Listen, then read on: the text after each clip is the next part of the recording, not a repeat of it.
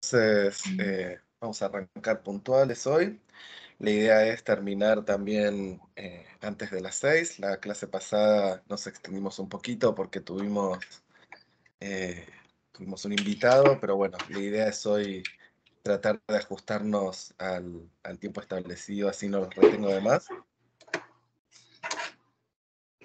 Como siempre, bueno, mi prioridad es que podamos resolver si surgieron dudas respecto de los ejercicios, si al hacerlo se les ocurrió alguna pregunta que por ahí quieren que veamos. Siempre me parece que es lo más interesante empezar por ahí. Así que bueno, si querían consultar algo o quieren que empecemos viendo algo, es el momento de que me cuenten.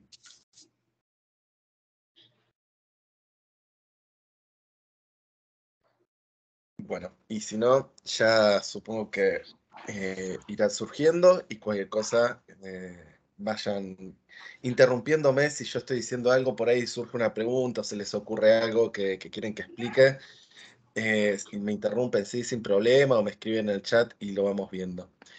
Quería entonces hacer un pequeño repaso de los principales elementos que van a tener que estar utilizando para el ejercicio de esta tercera unidad, que ya también, digamos, en esta unidad ya nos estamos acercando a lo que es el marcado completo que vamos a ver en este módulo. Recuerden que sí, que TEI tiene una enorme cantidad de elementos y tiene módulos que se pueden aplicar a diferentes tipologías, y nosotros solo estamos viendo un pequeño ejemplo de los elementos que trae TEI, que son los que consideramos que podían ser útiles para trabajar con este texto que trajimos como ejemplo, con el texto de Acarete. Pero bueno, obviamente si estuviéramos trabajando con otro tipo de fuentes, si estuviéramos trabajando con un texto poético, o con un texto dramático, o con, como les digo, otro tipo directamente de fuentes, podría ser diccionarios, etcétera, obviamente los elementos de TEI que estaríamos usando serían muy diferentes. Les decía entonces que ya en esta tercera unidad estamos terminando de completar lo que sería entonces esta propuesta de codificación para textos en prosa, ¿sí? Ya en la cuarta unidad lo que vamos a ver tiene que ver con la personalización de esquemas. La semana que viene es un tema que apenas apareció mencionado hasta ahora, pero que bueno, ya en la próxima unidad le vamos a dar más importancia a ver cómo es la personalización del esquema, para que el día de mañana, si ustedes quieren justamente utilizar TEI en alguno de sus proyectos, seguramente va a suceder que van a necesitar utilizar otros elementos diferentes a los que estamos usando, como les decía, en esta propuesta. Entonces, en ese caso ya van a tener que empezar a personalizar su propio esquema de TEI, donde van a, de alguna manera, seleccionar los elementos que van a necesitar y que van a estar utilizando. Así que bueno, eso nos vamos a concentrar en la semana que viene, y esta semana entonces quería terminar de ver este subconjunto de elementos que vamos a estar utilizando para la relación de un viaje al Río de la Plata y al Perú. Muy bien. Voy a compartir la pantalla con ustedes para que voy a probar compartir la pantalla, no una ventana, sino toda la pantalla, así puedo ir alternando entre la presentación y el VS Code. Ahí están viendo mi presentación, ¿no? En pantalla. Perfecto. Bueno, entonces, como les decía, esto es una propuesta de marcado. Está pensada para textos en prosa, para particularmente este texto de Acarete con sus características particulares, e incluso, aún dentro de lo que es el trabajo con este texto en particular, incluso podríamos haber también pensado una propuesta diferente, ¿sí? Por eso insisto en algo que ya había mencionado en una de las clases anteriores y que aparece en las unidades también, y que yo lo machaco mucho porque para mí es una de las cosas más importantes que hay que entender para entender el trabajo con TEI, y es esta idea de que codificar un texto con TEI es hacer una hipótesis de lectura, ¿sí? Hay una serie de decisiones que como editores tomamos al momento de elegir qué elementos vamos a utilizar, qué fenómenos vamos a marcar, con qué características, qué atributos le vamos a dar a esos elementos, etcétera, etcétera. Una serie de decisiones, entonces digo que tienen que ver con objetivos de investigación, tienen que ver con el acercamiento que nosotros le estamos dando a ese texto, tiene que ver finalmente con preguntas propias de la disciplina en la cual nosotros estamos trabajando y no necesariamente preguntas que tengan que ver con la estructura informática de TEI. ¿Sí? Bien, en esta propuesta entonces que les traemos para trabajar aquí, nos vamos a concentrar en tres objetivos: describir la presentación del texto en la fuente impresa. Para eso vamos a marcar dónde empiezan las páginas, dónde terminan, obviamente, y vamos a marcar también dónde comienza cada línea en el texto original de la revista. Luego vamos a hacer explícitas las operaciones de edición que realizamos sobre el texto digital. Esto quiere decir que si nosotros realizamos operaciones de modernización, de corrección de erratas, ¿no? Que siempre suelen ser tan necesarias en el trabajo de edición de textos, principalmente lejanos en el tiempo, ¿no? Este en particular de la revista de Buenos Aires que manejamos nosotros no es tan antiguo, no es tan antiguo, pero tiene una cantidad de convenciones tipográficas que ya no utilizamos. Habrán visto, por ejemplo, la preposición a tildada, ¿no? Que aparece todo el tiempo, y también una serie de errores propios del proceso de la imprenta que también podemos corregir. Vamos entonces a través del marcado TEI a hacer explícitas esas operaciones de edición para que la computadora, para que esas correcciones sean informáticamente identificables y recuperables. Si nosotros simplemente corregimos el texto sin añadir ninguna etiqueta XML, estaremos realizando la corrección, pero luego la computadora no va a poder identificar cuáles de esos cambios que nosotros hicimos en el texto son correcciones o cuál era la forma original de esa corrección que hicimos. Y por último, lo que vamos a hacer también es identificar entidades mencionadas en el texto, y con esto de entidades estamos hablando más que nada de nombres. En el caso del texto de Acarete, la mayoría de los nombres que aparecen tienen que ver con lugares, así que marcaremos esos lugares e intentaremos referenciarlos con un diccionario de autoridades como el que les mostraba en la unidad, que es el diccionario de Vía. Entonces, para marcar lo que tiene que ver con la presentación del texto en la fuente impresa, vamos a usar estos dos elementos, page break y line beginning. Vamos a utilizar estos atributos a las páginas, a los comienzos de páginas. Vamos a poner el número de página y opcionalmente también se puede usar este atributo facsimile, fax, para incluir como una referencia, como un enlace, la imagen de la página a la cual nos estamos refiriendo. Y luego tenemos el elemento line beginning, que puede llevar el atributo break para indicar si ese corte de línea coincide con el comienzo de una palabra, o si hay una palabra que empezaba en el renglón anterior y continúa en ese comienzo de línea. Vamos a usar también notas. Este texto con el que estamos trabajando tiene algunas notas al pie, así que vamos a incluir entonces el elemento referencia para marcar la llamada, y el elemento note, nota, para marcar la nota en sí. Y vamos a utilizar estos atributos XML, ID y target para enlazarlos. Que creo que había una pregunta respecto de target. Teresa, si mal no recuerdo, creo que a vos te había generado alguna dificultad, así que esto lo podemos ver ahora en un ratito. Acá están los elementos que les comentaba, que tienen que ver con el trabajo de edición, ¿sí? Fíjense que tenemos elementos que se pueden utilizar para corregir errores y elementos que se pueden utilizar para regularizar usos ortográficos que cayeron en desuso. Y acá de vuelta, muchas veces la elección entre usar SIC y CORE o usar orig y reg, ¿sí? Entre pensar algo como una regularización o como la corrección de un error, va a tener que ver de vuelta con elecciones que tienen que ver con nuestra hipótesis de lectura.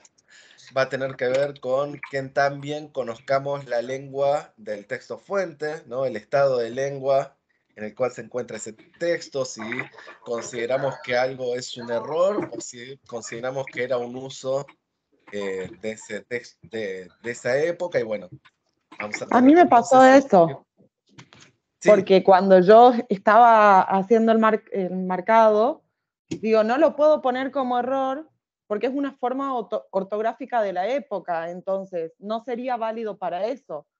exacto. Exacto, lo que pasa es que, bueno, nosotros podemos identificar eso si tenemos cierta noción de los usos de la época, ¿no? Si nos enfrentamos con un texto totalmente extraño quizás a nuestro campo de estudio, nos va a ser muy difícil hacer esta elección, pero bueno, de vuelta, ¿no? Es lo que decimos siempre, que Tate es un lenguaje informático pensado para ser utilizado por humanistas, ¿no? Que están trabajando sobre sus objetos de investigación y por lo tanto son los que están mejor capacitados para tomar este tipo de decisiones. Bueno, y después vamos a tener también, en el caso de las abreviaturas, que no hay muchas, pero si se fijan, por ejemplo, en las notas, tenemos una abreviatura, ¿no? Que nos dice NGT o nota de traducción, y podemos, si queremos, expandirla utilizando este elemento.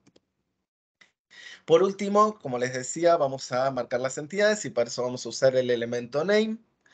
Hay todo un módulo de elementos dedicados al marcado de entidades, un módulo que se llama Names and Dates, nombres y fechas, y ahí tenemos elementos que se refieren a nombres de personas, nombres de lugares, hay como elementos más específicos, pero también podemos utilizar este que es más genérico, que es más general, el elemento name, y utilizar un atributo type, el tipo, para indicar, perdón, para indicar entonces qué tipo de nombre es el que estamos marcando, ¿no? Podemos, si marcamos un nombre como Perú, que va a aparecer ahora en un ratito, marcamos con el elemento name y podemos poner un type indicando que es un lugar, y si quizás estamos marcando el nombre de una persona, podemos cambiar entonces el valor de type. Pero bueno, sepan que si uno está haciendo un marcado que es como muy granular y al que le interesa distinguir muy bien entre todos estos diferentes tipos de nombres, está este otro módulo que se puede tomar para traer más elementos. Y como les decía, vamos a tratar de referenciar esos nombres utilizando un identificador de recursos uniforme que lo vamos a tomar en este caso de BIAF, ¿sí? Que lo que tiene de bueno BIAF es que reúne entradas de diferentes diccionarios de autoridades, ¿sí? El diccionario de la Biblioteca del Congreso en Estados Unidos, el diccionario de autoridades de la Deutsche Bibliothek. Bueno, hay como varias instituciones que tienen sus diccionarios de autoridades y lo bueno de BIAF es que funciona como un hub donde se toman las entradas de todas estas instituciones. Así que para mí, por lo menos de lo que yo conozco, siempre es el lugar más completo para ir a buscar este tipo de recursos uniformes. Bueno, ahora lo vamos a ver bien con un ejemplo, pero cuando buscamos justamente nombres en BIAF, a veces tenemos que tener un poco de cuidado de ver también cuál de todas las entradas que elegimos, porque si se fijan acá, lo que estoy mostrando es, en nuestro texto aparece mencionada en un momento la diosa Venus, ¿no? Se menciona a Venus hablando de la diosa, y si nosotros vamos a BIAF y buscamos a Venus, nos vamos a encontrar con varias entradas, películas, ¿no? Algunos títulos de novelas. Vamos a encontrar lo que ven sobre la parte izquierda de la pantalla, Venus como una deidad romana, que en este caso sería la entrada que nos serviría a nosotros, pero tenemos que tener cuidado de no elegir, por ejemplo, la entrada que se ve a la derecha de la pantalla, donde aparece Venus, pero referido concretamente al planeta, ¿no? Entonces, bueno, ese tipo de ambigüedades a veces tenemos que tener cierta atención cuando usamos BIAF. Bien. Voy a entonces a salir de la presentación y pasar al VS Code Vamos a empezar entonces con un texto así en blanco, ¿no? Donde no tengo nada marcado. Sí, ya para facilitarme un poco la tarea y no tener que andar mirando el PDF, lo que estuve haciendo es cortar los renglones para que coincidan con los comienzos de línea del texto impreso. Así que bueno, yo acá tengo entonces un comienzo de página. Puedo empezar marcando el comienzo de página, page beginning. ¿Se acuerdan que en el caso de estos elementos que son milestones, es lo mismo poner una etiqueta de apertura y una etiqueta de cierre, como lo que ven acá, ¿sí? Que unir esas dos etiquetas en una sola con la sintaxis en la cual se pone la barra inclinada al final del elemento, ¿sí? Esto es equivalente a esto. Le vamos a dar entonces un número, ¿no? Para la página era, acá tengo el machete, a ver, vamos a mirarlo. Ah, no, no puse los números. Ah, sí, acá, 22. Bien, entonces, acá vamos a poner número.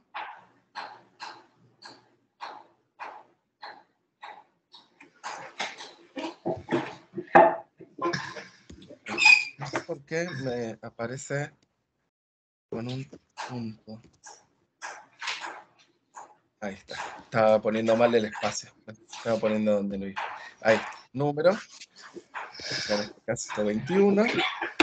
Y al comienzo de cada línea, entonces, voy a ir introduciendo los line beginning. Recuerden esta función predictiva, ¿sí? Que tiene el VS Code cuando tenemos instalado la extensión Scholar XML, que es muy útil, que cuando tocan el aspa de apertura, aparece toda esta lista de elementos que pueden introducir. Incluso a medida que van introduciendo las letras, ¿sí? Se va reduciendo la lista y empiezan solo los que aparecen con esa letra. Y así es mucho más fácil encontrar lo que necesitamos. Y si quieren lo pueden dejar así en line beginning, o lo pueden poner, como les explicaba antes, con una sola etiqueta. Y así los voy marcando. Otra decisión que también van a tener que tomar, por ejemplo, es si quieren darle el atributo break a todos los line beginning, o si solo quieren marcar aquellos que no son un corte de línea, ¿no? Por ejemplo, break.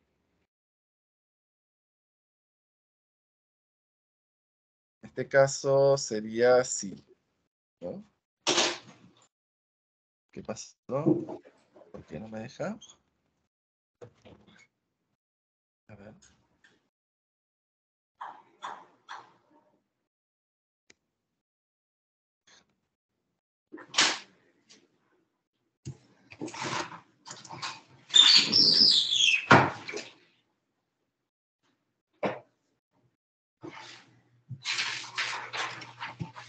A ver.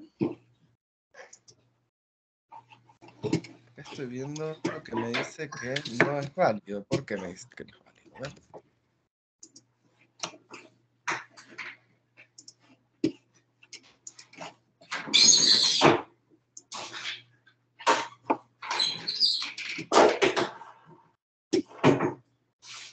Ah, ya sé por qué me está diciendo que no es válido. Me está diciendo que no es válido porque acá debería haber un elemento párrafo, y el no haberlo está diciendo que no es válido el documento. A ver si con esto logramos.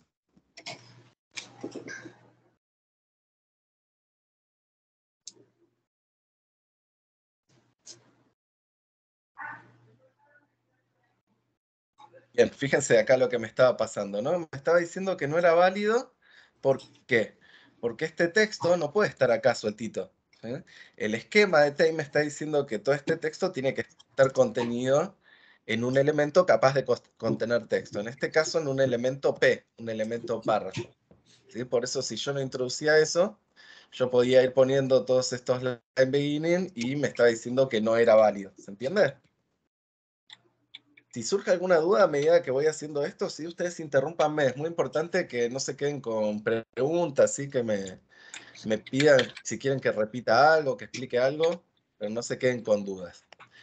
Bueno, acá, por ejemplo, tenemos un nombre, ¿no? Aparece el primer nombre, vamos a marcarlo, tenemos Perú. Recuerden este atajo que les había contado la clase pasada, que si nosotros señalamos una palabra o cualquier porción de texto que querramos marcar y tocamos el atajo Control E, nos aparece este cuadro de texto donde podemos poner el nombre del elemento, en este caso name, y al darle enter automáticamente nos introduce la etiqueta de apertura y la etiqueta de cierre, sí, súper importante, ahorra muchísimo tiempo. Y a este elemento name, entonces le vamos a poner un atributo type, le vamos a poner que es un nombre de lugar, o un nombre geográfico. Nosotros decidiremos en este caso qué valor queremos darle al atributo. Lo importante es que seamos constantes y coherentes, ¿no? Si marcamos los lugares con el atributo lugar, es importante que siempre pongamos lugar, que no pongamos lugar en algunos, espacio geográfico en otros, o que en unos lo escribamos lugar con mayúscula, en otro lugar con minúscula, porque si no lo que vamos a tener es informáticamente distintos tipos de nombres que en realidad están designando todos el mismo tipo. Nosotros, más adelante, si quisiéramos, por ejemplo, recuperar todos los nombres de lugar que tenemos marcados en el texto, es importante que tengamos entonces los valores de estos atributos todos iguales para poder recuperarlos luego de manera automática. Bien, le ponemos entonces un type y le vamos a poner entonces un atributo ref. Y acá vamos a ir a buscar entonces en BIAF la entrada de Perú. Voy a ir entonces a BIAF. A ver.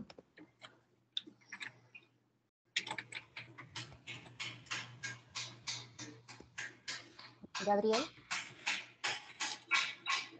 hola. Yo tenía una ¿Qué tal? pregunta sobre Sí, tu exposición inicial y es si en los proyectos de humanidades digitales es necesario explicitar los elementos y los usos que le vamos a dar. perdón, había un poco de ruido, no te escuché bien lo último. ¿Qué me decías? Si en un proyecto de humanidades digitales Sí. había que en alguna parte señalar los elementos que vamos a utilizar y sus usos o aplicaciones. Bien, dos cosas sobre eso. En primer lugar, por default, por así decir, ya cuando nosotros utilizamos los elementos de TEI, las guías directrices de TEI traen una descripción del uso de cada uno de los elementos, ¿no? Más allá de eso, es cierto que nosotros podemos, dentro del rango de usos que nos da TEI para esos elementos, quizás explicar específicamente cómo lo estamos aplicando a nuestro texto de una manera más bueno, eso, específica, ¿no? En ese Personalizado. caso, eso se puede declarar cuando se personaliza el esquema. Justamente eso lo vamos a ver más en detalle la semana que viene.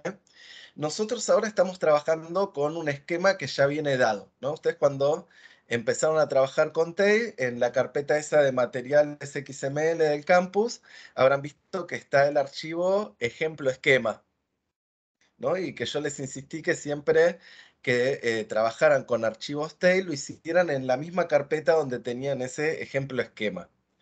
Ese ejemplo esquema es donde está definido entonces cuáles son los elementos de TEI que podemos utilizar en nuestro documento, dónde pueden aparecer, qué atributos pueden tener, etcétera, etcétera. Sería como toda la serie de reglas que nosotros tenemos que seguir para que nuestro documento sea válido. Como les digo, en este caso ustedes están trabajando con un ejemplo que armé yo y también podrían utilizar algunos de los esquemas ya armados que proporciona la propia TEI. TEI proporciona ya algunos esquemas. Hay uno, por ejemplo, que es el TEI All, que contiene todos los elementos de TEI, es como un esquema súper completo.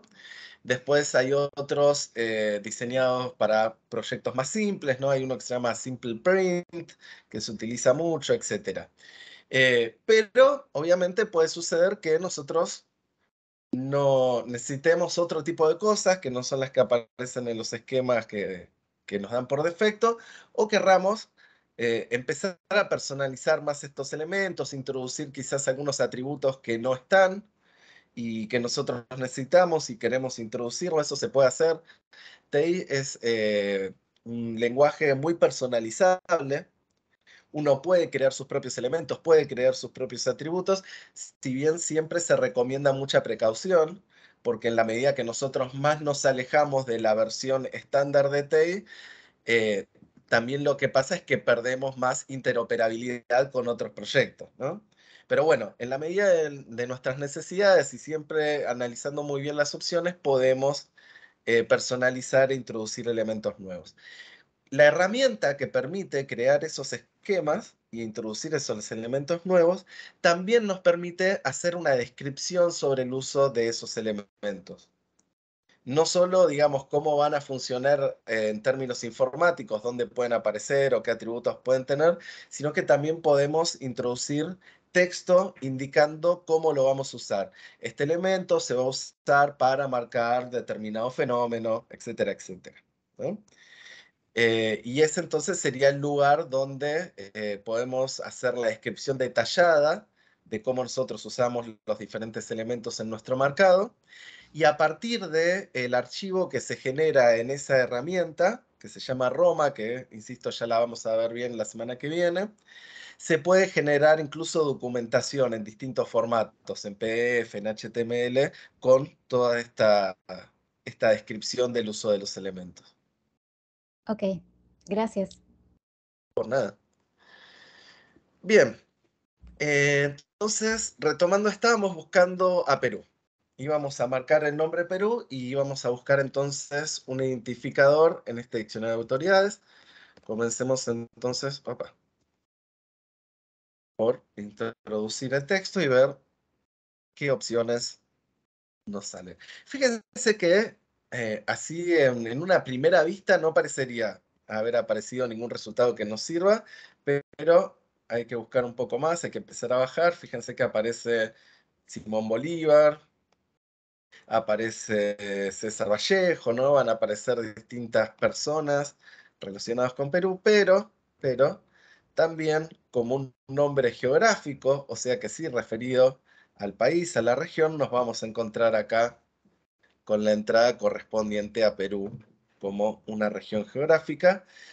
Aquí donde dice permalink, podemos copiar esta dirección. También podríamos copiar esta dirección de acá arriba. Fíjense que no es muy diferente, es lo mismo, solamente que acá tenemos un pequeño agregado. Pero el permalink es la versión más estable de este identificador, así que siempre para nuestro marcado nos conviene sacar este enlace que aparece acá. Lo copiamos entonces, volvemos al VS Code y acá entonces en el valor de este atributo ref voy a pegar ese permalink que copié de la página de VIAF, ¿sí? Y así ya tengo entonces mi nombre marcado y referenciado. Lo mismo podría ser entonces con Buenos Aires, ¿no?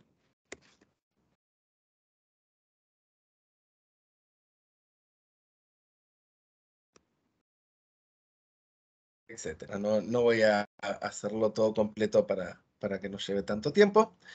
Bien. Otra cosa entonces que decíamos que tenemos que hacer es regularizar, ¿no?, la ortografía o corregir en el caso de que veamos algún error. Vamos a mirar rápido a ver qué error tenemos por acá. Acá tenemos un error. Fíjense que tenemos Andalucía, ¿no? Si ustedes van al PDF y buscan esta parte del texto, van a ver que efectivamente hay un error de tipeo, alguien se comió un tipo en la imprenta y tenemos Andalucía. O sea que aquí vamos a tener que corregir e introducir Andalucía. Tenemos varias maneras de hacer esto. La más completa sería introducir un elemento choice. Y adentro de ese elemento choice vamos a tener la versión con el error, que es la que va con el elemento seek. Y vamos a introducir también la versión corregida, que es la que llevará el elemento core. Y esa es, como les digo, la forma más completa de marcar esta intervención editorial. También es perfectamente válido si yo no tengo un interés en dejar constancia de tanta información, si el tipo de edición que estoy haciendo y el tipo de presentación que quizás estoy pensando darle luego a este texto no requiere tanta detalle, no es quizás un proyecto que tenga el foco puesto tanto en la crítica textual, puedo hacer un tipo de corrección más sencilla y en vez de todo esto simplemente poner solo la versión correcta y el elemento core directamente.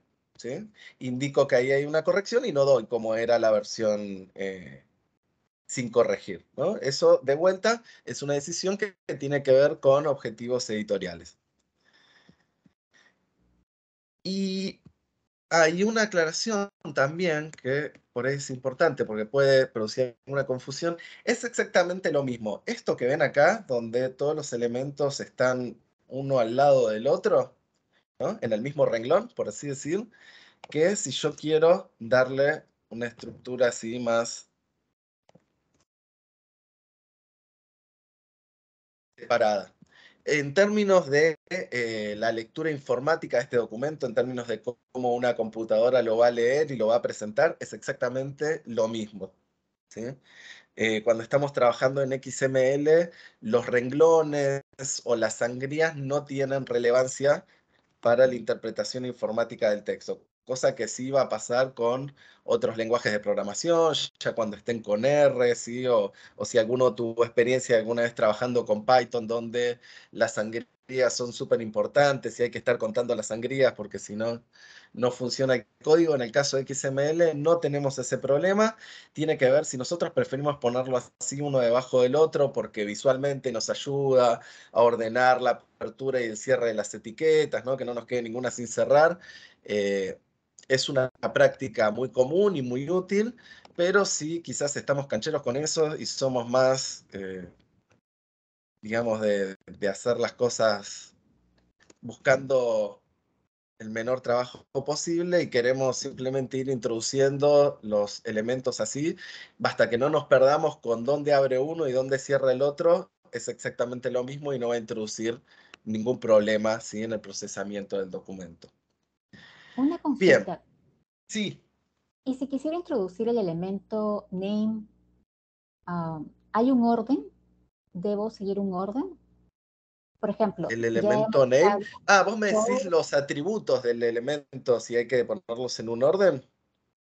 claro, por ejemplo, si a Andalucía quiero introducir el elemento type, lugar, y colocar la referencia en BIAF, ¿hay un orden que debo seguir? Si estoy entendiendo bien la pregunta, vos me estás preguntando si es lo mismo, por ejemplo, poner primero el atributo type, lugar, y después ref, o si podría ponerlo al revés, por ejemplo, primero la referencia y después el Claro, otro pero atributo. en relación a Andalucía, porque ya usé SIC, ¿no? He usado Ah, for. bien. Si, por ejemplo, el elemento name iría aquí adentro o iría afuera. Ah, Sí, bien, buena hay un pregunta. orden. Bueno, en este caso no hay un orden específico. Muchas veces tenemos que ver qué elementos pueden estar contenidos adentro de otros. Y eso va a depender del esquema. Muchas veces hay elementos que pueden tener, un elemento puede contener a otro, pero no viceversa, etc. En este caso, si yo mal no recuerdo, las dos opciones son posibles. Si yo agarro todo este choice, por ejemplo, y considero que todo esto es Andalucía y quiero marcarlo todo como un nombre, puedo hacerlo. Y fíjense que el documento sigue siendo válido, o sea que mi esquema me permite introducirlo de esta manera, donde la etiqueta del elemento nombre es la que contiene a todas las otras. Y creo que también es válido si yo fuera por la opción contraria, es decir, marcar el nombre adentro de la corrección. Creo que también me va a dejar hacerlo. A ver. Sí, efectivamente. En términos de la validez del documento, de lo que el esquema permite, ambas opciones son posibles. Y de vuelta, vamos a tener que elegir en términos de qué es lo que nos sirve, cómo lo vamos a hacer. En este caso no estaría viendo ninguna diferencia tampoco a nivel de sentido. Creo que estas serían dos formas totalmente equivalentes de marcarlo, porque no entiendo que marcarlo de una manera o de la otra cambie la forma en la que estamos interpretando la corrección o el nombre. En este caso me parece que serían simplemente dos formas perfectamente equivalentes y simplemente lo que tendríamos que hacer es elegir una y sí, muy importante, ser coherentes con la forma en la que lo marcamos, porque más adelante, y esto es algo que no vamos a llegar a ver en este módulo, pero bueno, como se imaginarán, hay un paso posterior en que con estos archivos TEI uno empieza a hacer cosas, ¿no? Uno empieza a aplicar otros lenguajes informáticos para hacer cosas a partir de estos archivos TEI. Y en ese momento muchas veces nosotros le tenemos que decir exactamente en en el documento que estamos creando qué cadena de caracteres o qué elementos, cómo están marcados, queremos ir a buscar en nuestros documentos. Entonces es importante que los mismos elementos estén marcados siempre de la misma forma, ¿sí? Por ejemplo, si yo voy a poner los name por afuera de las correcciones, es bueno que siempre lo haga de la misma manera, ¿sí? Pero bueno, en este caso, como te mostraba recién, ambas son correctas. Y cuando tengas dudas, en ese caso, siempre lo que sirve es probar y ver qué te dice el VS Code, ¿sí? Por el esquema justamente muchas veces nos va guiando, ¿no? Probando por prueba y error nos va diciendo esto se puede, esto no, ¿no? Como les digo, a veces tenemos dudas, queremos poner determinada información y no sabemos bien qué atributo podemos llegar a usar. Bueno, siempre tenemos la opción de poner un espacio y empezar a ver los atributos que se abren, ¿no? Recuerden que además se nos ofrece una pequeña descripción de para qué sirve cada uno, que bueno, está en inglés, pero nos puede servir. Entonces, esa siempre es una pista que a mí me ayuda muchísimo cuando estoy pensando en cómo codificar un documento nuevo, ¿no? Y digo, bueno, a ver, ¿qué puedo usar acá? Siempre empezar a experimentar con el esquema y con lo que me va sugiriendo el VS Code es una buena idea. Bien. Bueno, ¿alguna otra pregunta? Creo que Sí, ya... Sí, tengo una consulta. escucho. No, en relación a la entidad name, cuando está referida a lugares, Sí, ¿existe alguna posibilidad de poner algún atributo que recupere la referencia geográfica, por ejemplo? sí, totalmente. En ese caso, bueno, como nosotros estamos usando ahora un diccionario de autoridades, ¿no? Porque muchos de los nombres que vamos a marcar, bueno, en este caso sí, la mayoría de los nombres que estamos marcando son lugares, concretamente. Pero podría suceder que estemos marcando otro tipo de cosas, instituciones, etcétera. Pero si el marcado que estamos haciendo tiene que ver justamente con el marcado de lugares y nos interesa propiamente la geolocalización, lo que podríamos usar es, en vez de un diccionario de autoridades, un gazetteer, ¿no? Como GeoNames o bueno, hay varios gacetires que también nos permiten buscar lugares y nos ofrecen identificadores que tienen que ver con la ubicación geográfica. A ver, yo voy a buscar, por ejemplo, en uno de ellos que es GeoNames. eh,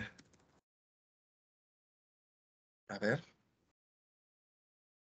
allí, por ejemplo, este es un gazetteer, ¿no? Por ejemplo, acá tengo la entrada de Potosí, que fíjense que está geolocalizada, ¿no? Tengo las coordenadas para que esto pueda ser ubicado luego en un mapa y podría buscar, bueno, en el caso de Perú, por ser un país, no sé si me lo va a encontrar. eh, Esto funciona mejor con lugares más concretos, ¿no? Ciudades por ahí o accidentes geográficos. No sé si en el caso de Perú. Claro, no, me encuentro un montón de lugares que están dentro de Perú, pero no sé si Perú como país. Pero bueno, en el caso, por ejemplo, de Buenos Aires, que es una ciudad, ahí sí. eh,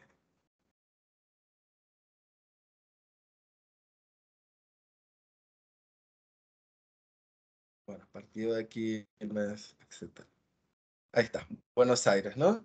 Ahí fíjense que acá ya entonces conseguí esto y puedo llevarme entonces la referencia de acá, de este repositorio. De hecho, ustedes en la unidad, en el módulo anterior, si mal no recuerdo, estuvieron trabajando con Recogito. En Recogito se pueden marcar lugares, ¿no? Y georreferenciarlos. Y una de las cosas que permite Recogito es luego descargar el TEI, el archivo XML de lo que ustedes estuvieron marcando.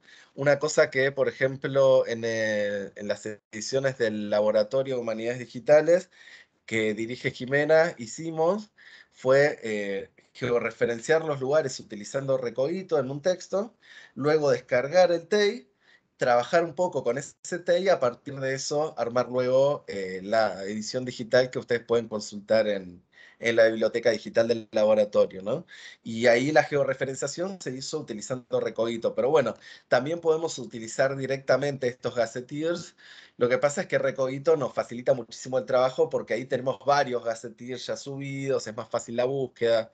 Yo acá habrán visto que tuve ciertas dificultades buscando porque no estoy muy acostumbrado a utilizar directamente GeoNames. Generalmente lo que hago cuando tengo que georreferenciar es primero ir a Recogito, trabajar ahí para la georreferenciación, bajar el TEI y luego seguir trabajando el TEI con eso ya incluido. Pero bueno, con estos gazetteers se puede entonces georreferenciar nombres y todo tipo de lugares.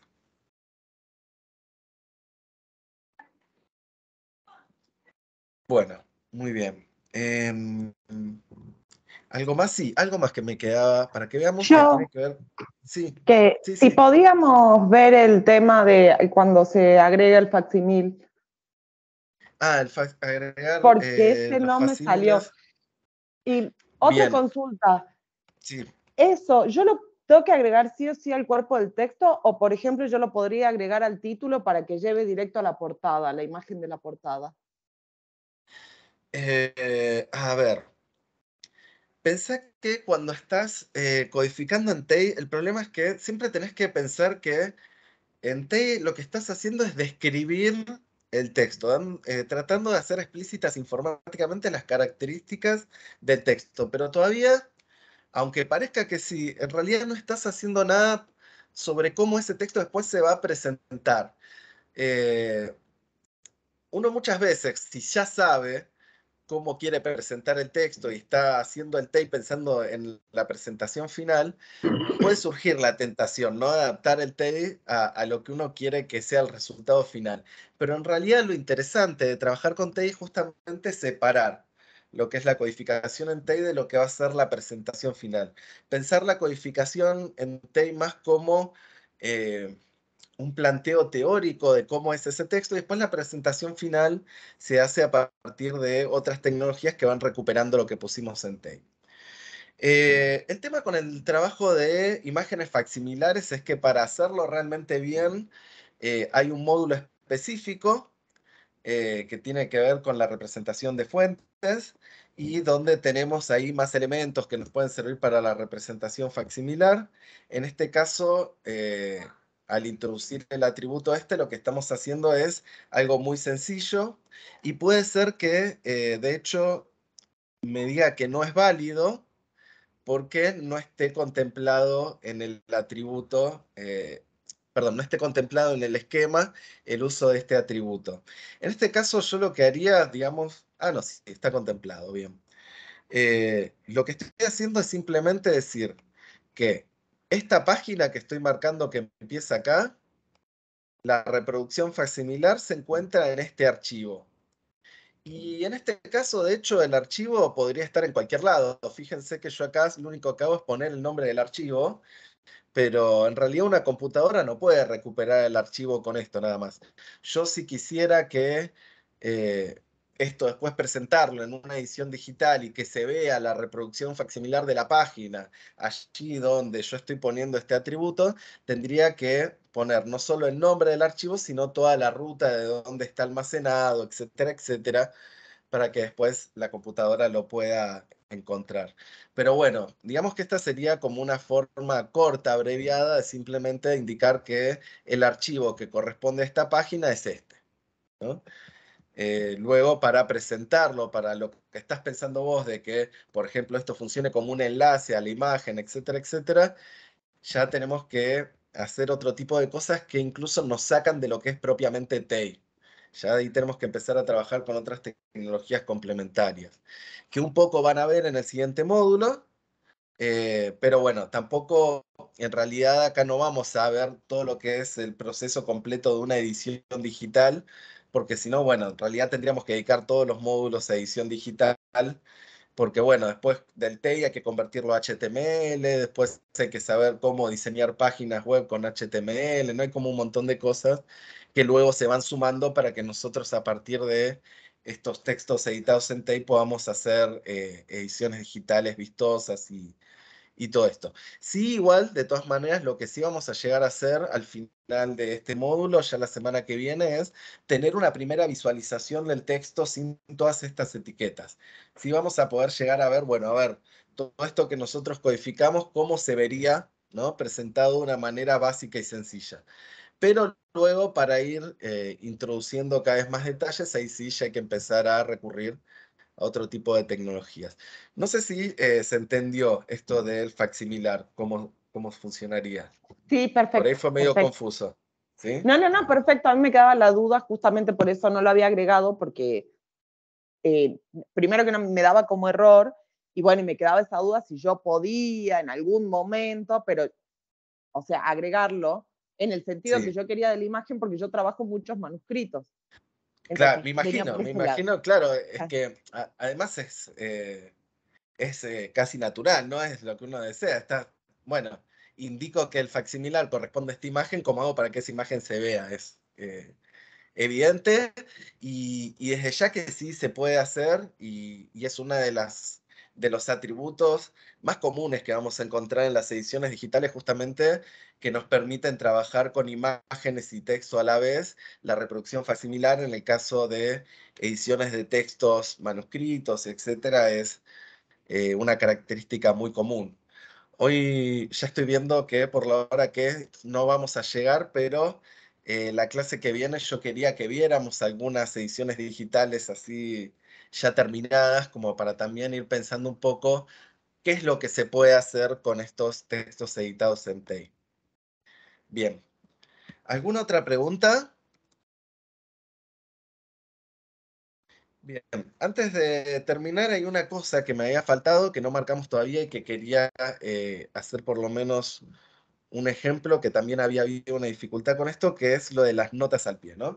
Acá tenemos una nota al pie, se habla del riachuelo y acá abajo nos dice que eso no es un error, sino que era la forma en la cual aparecía nombrado generalmente en estos textos de extranjeros. Entonces, ¿cómo vamos a marcar esta nota de la forma más completa posible? En primer lugar, lo que vamos a marcar es la llamada, ¿no? La referencia en el cuerpo del texto. Para eso vamos a usar el elemento ref y a ese elemento ref le vamos a dar dos atributos. Uno es el atributo XML, ID, y aquí le tenemos que poner un nombre a esta referencia que va a ser un nombre único para esta referencia en particular. Vamos a ponerle un nombre que sea bien fácil, ref1, ¿no? Y entonces esa ref1 va a conducirnos a la nota 1, que la voy a marcar entonces con el elemento note. Al elemento note también le voy a dar este atributo XML.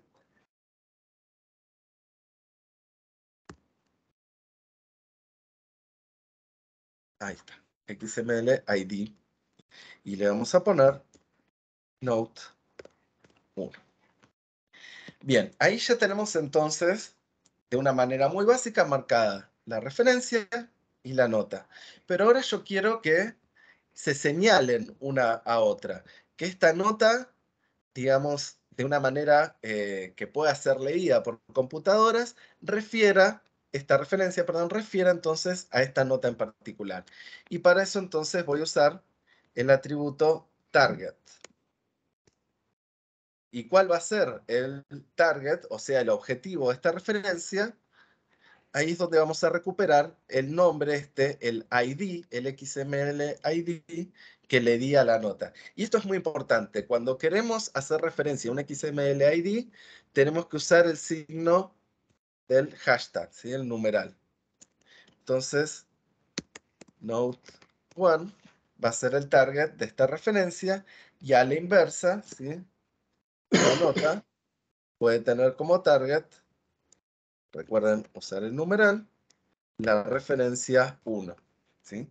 Y de esa manera están, digamos, linkeadas esta referencia con esta nota, y una de las cosas que podría hacer a futuro cuando esté preparando mi edición digital de este texto, por ejemplo, es hacer que esta referencia, este número 1, funcione como un enlace a esta nota, y viceversa, esta nota funcione como un enlace a esta referencia, ¿no? Para que sea más fácil para el lector navegar las notas al pie. Otra cosa que se puede hacer con esta nota al pie, en este caso, fíjense que yo acá la tengo como un párrafo simplemente, que lo hice para que mi documento sea válido, pero en la realidad no es correcto. Esto no es un párrafo más dentro del texto, sino que forma parte de otra parte del texto, otra división dentro del texto. Entonces acá, por ejemplo, estaría bien crear una división. Vamos a ponerle un atributo type que sea cuerpo del texto, ¿no? Que va a llegar hasta acá al final de todo lo que es cuerpo del texto, y tener otra división cuyo type sea notas al pie, ¿no? Y que contenga entonces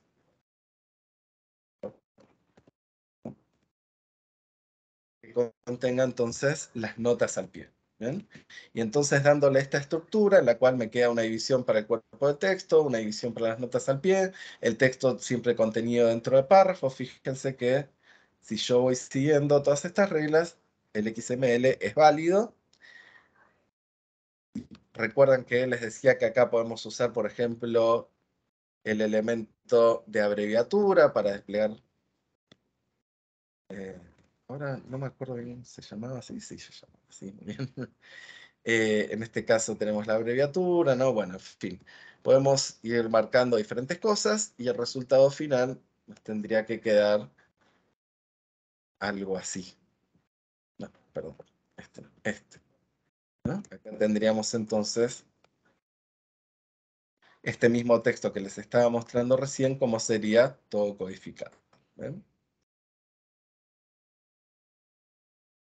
Una cosa que voy a hacer, que me parece que les puede llegar a ser útil, yo vi que igual ya varios de ustedes, creo que la mayoría de los que están aquí, ya estuvieron haciendo sus ejercicios de la unidad 3, y los que estuve viendo estaban muy bien, pero lo que voy a hacer que les puede llegar a servir es subirles al campus este ejemplito que es, digamos, mi realización del ejercicio de la unidad 3, y lo que puede pasar es que aun cuando lo hayan hecho perfectamente, puede ser que encuentren diferencias. Por ejemplo, yo las regularizaciones verán que simplemente introduzco la versión regularizada, no utilizo el elemento choice. El elemento choice, en cambio, lo reservo para cuando hago correcciones, y eso, como decía al principio de esta reunión, tiene que ver con una decisión editorial. No es que esté bien o esté mal en términos de el TEI, no es que una sea la forma correcta y la otra no, sino que son formas, no diría equivalentes, porque en este caso es diferente la información que estamos marcando de una manera o de la otra, ¿no? Quedan nosotros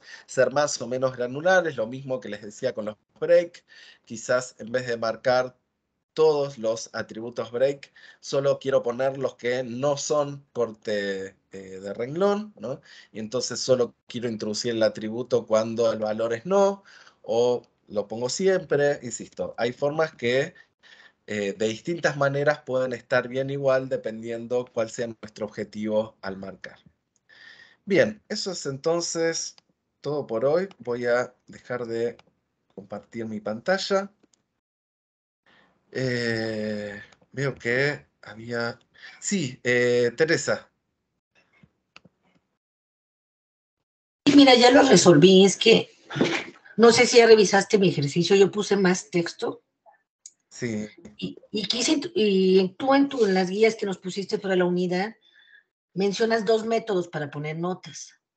El primero es sin usar el target, yo lo hice de las dos maneras, simulando hacer como sí, una nota de edición, como distinguir las notas originales y las notas de editor. Y claro. tuve problemas, pero ya vi cuál era el problema. En los apuntes tú habías puesto que pusiéramos una div, pero a mí me estaba haciendo inválido porque tenía que hacerlo hasta el final, como ahorita tú lo explicaste.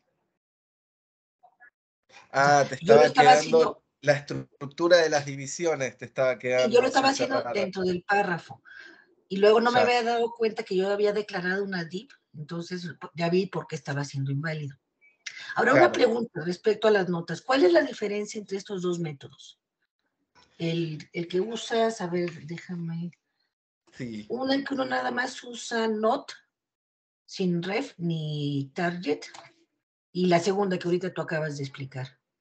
Bueno, de vuelta, tiene que ver con la cantidad de información que codificamos. Hay una forma que es más simple, más compacta. Si a mí lo único que me interesa quizás es que haya una nota ahí, solo con el evento no quizás es suficiente para los fines de lo que yo quiero lograr con ese marcado. Pero cuando marcamos la referencia y la nota, generalmente es para hacer este proceso de interlinkearlas, ¿no? Y hacer que una llame a la otra. Generalmente el objetivo final tiene que ver con esto que les digo, ¿no? De convertir la referencia en un enlace a la nota y la nota en un enlace a la referencia para que sea más fácil para el lector navegar la lectura, ¿no? Quizás uno las notas las tiene quizás al final de todo un documento, ¿no? Piensen en una página web donde quizás un texto extenso está desplegado, ¿no? En una larga página que se va desplegando hacia abajo y quizás las notas al pie las tenemos todas juntas al final y sería muy incómodo manualmente estar desplazándose con el cursor, ¿no? Para arriba, para abajo, buscar dónde estaba la llamada a la nota. Entonces ahí es muy útil simplemente tenerlas hipervinculadas y poder ir navegando de una a otra. Para preparar el tape, para poder hacer eso fácilmente luego, es que se hace muchas veces esto de marcar la referencia, marcar la nota y usar estos atributos de target y XML ID para que cada una refiera a la otra. Muy bien. ¿Alguna otra duda? ¿Algo más que haya quedado colgado? Vi que había algunos comentarios en el chat. A ver, ¿qué nos comparte Claudia? Vamos a chusmear.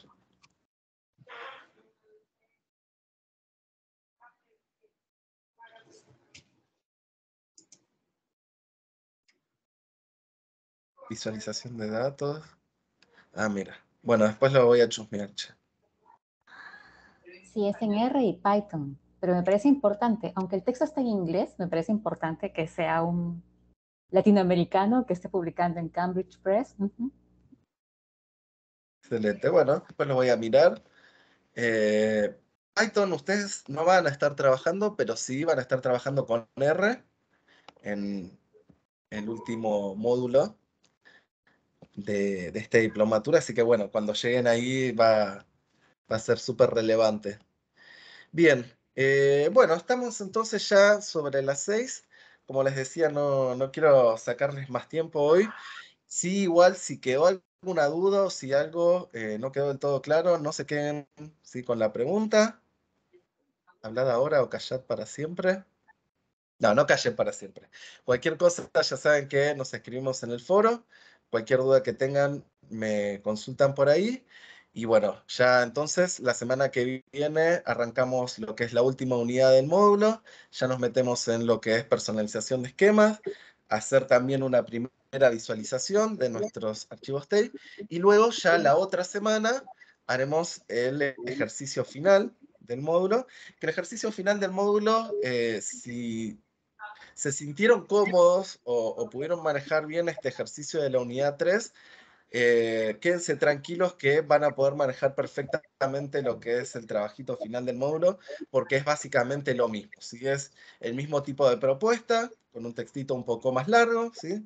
Se agregará lo de armar un esquema, que lo vemos la semana que viene, pero es básicamente esto que estamos haciendo ahora, ¿sí? Si se sienten confiados con esto que estamos haciendo, introducir elementos, de fijarse que las etiquetas queden bien abiertas y cerradas, que el documento sea válido y todas estas cuestiones, no van a tener ningún problema para hacer ese ejercicio final. Así que bueno, eso es todo por hoy. Les agradezco por haberse conectado. Les deseo que terminen muy bien la semana y cualquier cosa hablamos en los foros. Nos vemos. Nos Adiós. vemos. Chao, gracias. Muchas Gracias. gracias.